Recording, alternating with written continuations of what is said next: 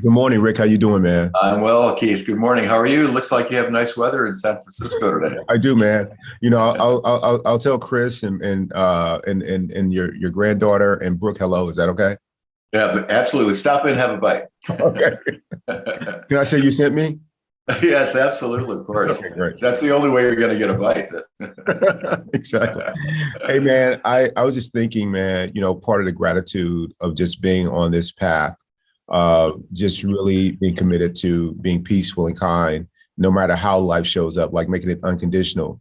And I look at my life, man, especially with everything that's happening in the world. And I think this could be said about any time in history in the world. Somebody's able to look and see, like, man, we're living in challenging times. I think that's what life is, right, Rick? It's all challenging. And Always. and so it made me think, man, to be able to in the midst of all of this to be internally calm, and peaceful. And so I thought this podcast would be, and I'll shorten it for the actual the video, but I'm glad I'm working on me and not requiring other people to do it because it's a mess in here. And that was so again, I'm glad I'm working on me and not requiring other people to do it because it's a mess in here. And that really applies more, I think, to Keith 1.0. And if I am not committed to this practice, committed to really working on myself, then it could be true in a heartbeat again, like in a second. And when I think about working, it being a mess in here, I'm thinking about how dependent I was, no, how identified I was on a narrative, much of which was, I think, unconscious. And the unconscious part of the narrative, Rick, was that that how much the outside world affects how I feel internally. Sure. What people say, what people think, my job working out, the political landscape being a certain way that's aligned with what I believe it should be, how people need to behave and show up, this like all these things that were completely outside of my control were dictating my or impacting my ability to be happy. So that's what I mean by this whole unconscious way of living that really created a mess inside. But it wasn't the mess outside that was causing it. I didn't get that. It was me. Because guess what, Rick? If I take a look, it's a mess out there in the external world. So that hasn't changed. There's evidence there's a ton of beauty out there, but there's also some things out there that are not good or bad. They're just not like, you can see things that are, hey, that's not peaceful, or that's, a challenging situation. Like all that's out there, the difference is I'm not judging it the same way that I did before. But when I did, all that stuff is still true today as it was before being on this path. The only difference is I've done a lot of work on myself so that I can see the good and the beauty that is out there. And because I worked on it, I don't require other people to, and we did this in another podcast, to exert a lot of effort and energy to be with me. Like, oh, here comes Keith. Oh my God, he's a grievance looking for a cause. So it doesn't matter. It doesn't matter what he is. He's got something to say, or he's going to be tough to deal with today with what just happened in the news. Or he's going to be withdrawn, not connected. He's going to come in with this negative bias, kind of leading him into the space. Like I don't require people to deal with that anymore. Like, will he be moody? Will he be this way? Will he be that way? Because I'm dealing with this thing myself, and I think that is my gift to humanity is to move. I think is it the abacus where they do the counting and they Yes. Yeah, I'm moving one over to the kindness side, Rick. Let's slide Keith over here to the kindness side. And man, it's great because I lived a lot of my life on the other side, which was being judgmental, being very identified with my positions. And when I say identified with my positions, I mean that I can have positions or viewpoints and opinions, but if somebody disagrees with them, I feel like it's a personal attack. It causes me suffering inside. And that's when you identify with your positions. And so I've given all of that up. So yeah, Rick, What are your thoughts about this topic? Well, that's a big topic, but I'm in agreement with everything that you said. I think the practice helps us realize that what we think of is what really determines how we feel about ourselves and how we feel about our own mental health and our own ability to get along with ourselves. And this is an odd concept because we're always thinking that it's the other people who are causing us problems, and we don't confront our own flaws. We are mindful of everyone else's, but we seem to have a blind spot with our own flaws, which is really interesting because everyone can see everyone else's blind spots, but they can't see their own, right? Yeah. Anyway, well, this is a very good topic, and I was reading a lot about the idea of flaws and compassion and dealing with imperfection, and I'm a big fan of the Japanese idea of wabi-sabi, W-A-B-I, new word S-A-B-I, wabi-sabi. And it's an odd concept, but it basically it deals with the acceptance of impermanence, incompleteness, and inadequacy. It deals with things that are always going to be a little bit off. And I think that's one of the hardest things to accept, along with ambiguity. We want things to be certain. We want things to be perfect. We want things to last forever. And those are things that are always going to get in the way. So I was thinking of jumping in when you were talking earlier about how people still affect us when we're on the path. And I happen to have a book I wanted to share with you guys. And especially, I think it's a fitting for the Mayo's crew because it's written by a neuroscientist, two neuroscientists. This is called, I'm going to hold it up. It's called In This Moment. You see that? In This Moment. Yes. And it's a terrific, terrific book. It's called 5 Steps to Transcending Stress Using Mindfulness and Neuroscience. Two guys, Dr. Strosahl and Patricia Robinson. And let me just give you one little quote that I think speaks to what you were talking about before. It says that, the core skills involved in self-compassion, the underlying neural circuits, and the associated neural processes are outlined in this book. Due to the complex nature of self-compassion, you'll notice many different regions of the higher ordered brain are involved.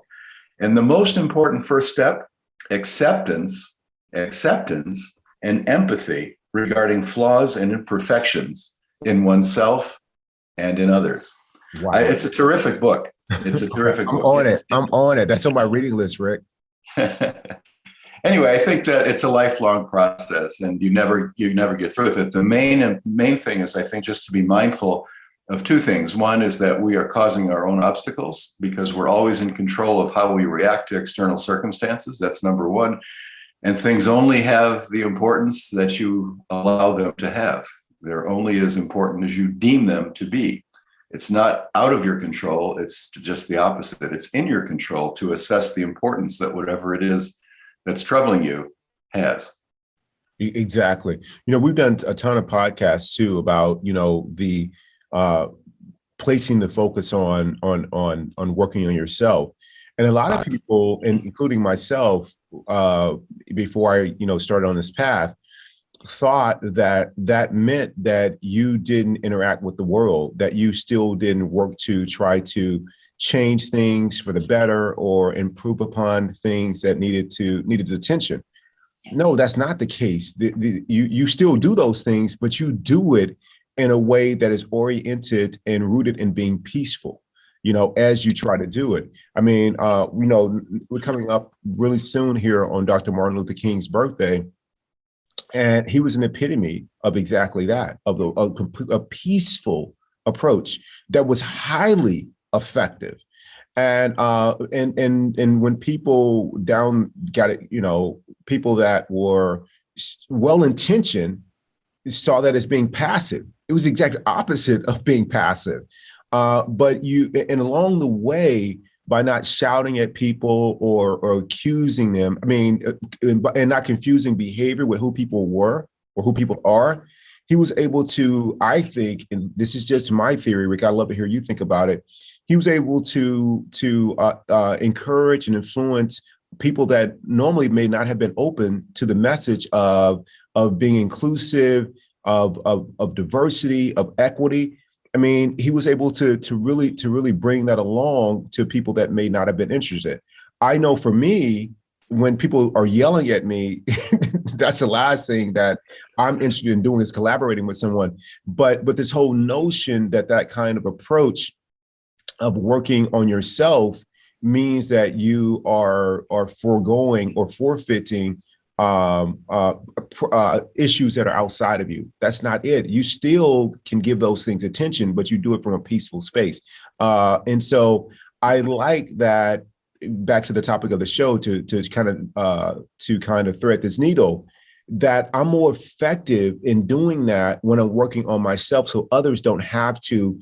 Not only do they have to deal with issues externally, they got to deal with me too. When I come to try to be a partner, when I want a partner, I want somebody who's going to approach it in a calm and peaceful way. I don't want somebody who's easily rattled and triggered. You think about sports. When the game is on the line, you want a hothead out there who's going to go out and get a penalty or say the wrong thing. They're well-intentioned, but I want somebody who's going to be nice and calm and methodical as we do this. What you need to be in control. And so at least that's my theory. What are your thoughts, Rick? Yeah, I think that cooperation in general implies goodwill, and goodwill is not furthered when someone is acting out and having issues about wanting to be negative about things. I like the idea of focusing less on how we got here and more on what's the solution to getting out of it or to making it better. And I also think that, overriding this whole idea is in terms of your self-development, is in order to bring about any sort of change, whether it's just talking about getting a new copy machine and how the flow ought to work in the copy room and that sort of thing, or to changing people's attitudes about civil rights, everything in between. I think you have to start with your own self-perception about where you are in the world.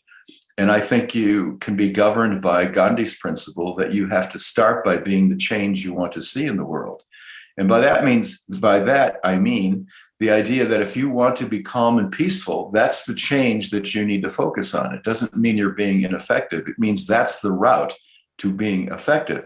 And while it seems counterintuitive, the reality is people respond much better to it, and you yourself become more effective because of it. The idea of ranting and raving, it's a very low level of energy, and it's a very low level of attempting to bring about change when you're hoping to change someone else's attitude.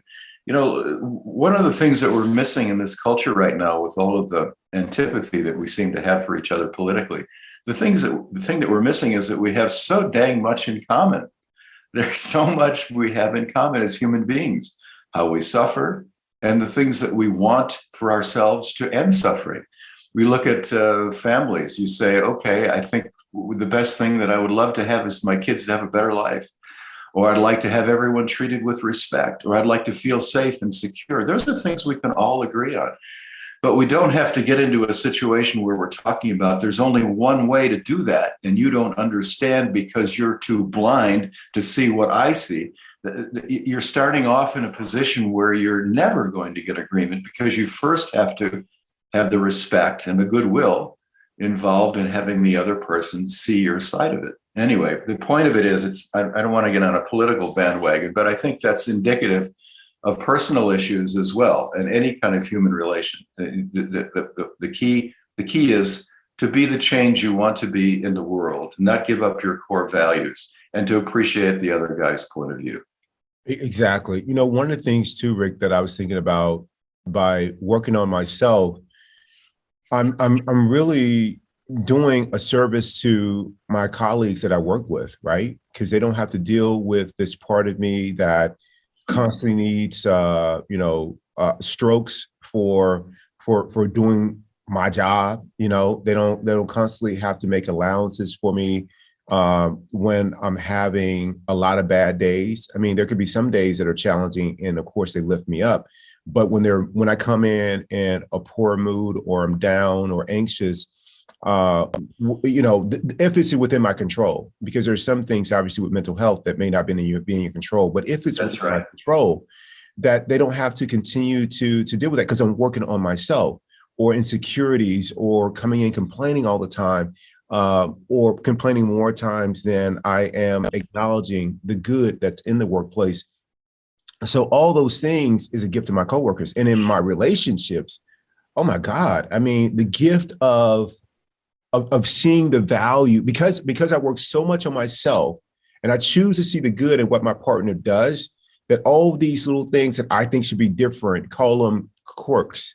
I accept all of them, but because I'm able to do that and working on myself, then I bring more harmony to the relationship. I bring less judgment to the relationship, and so my partner doesn't have to deal with that either, or this propensity because I don't like change. So every time they offer, hey, let's go try this. No, I'm not trying that.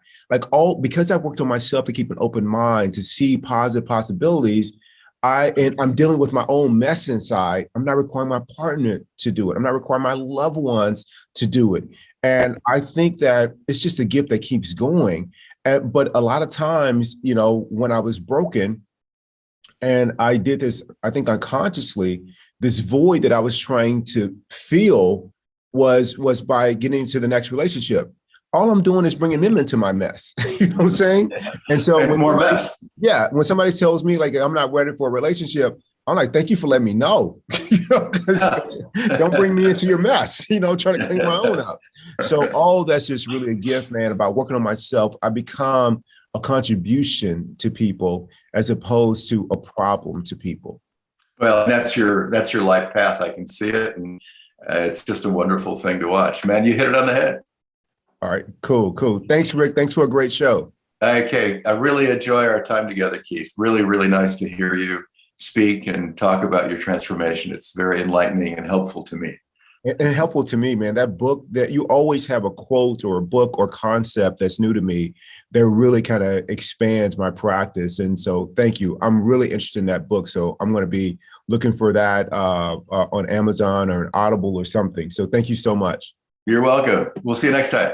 See you next time.